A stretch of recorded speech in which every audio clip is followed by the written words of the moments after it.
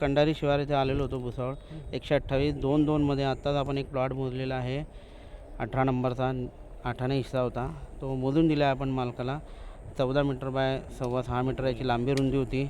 आपण कुचेकर साहेब हे माझे सहकारी मित्र आपण त्यांच्या प्रतिक्रिया जाणून घेऊ. साहेब तुम्हाला प्लॉट मोजणीमध्ये काही शंका काही शंका नाही.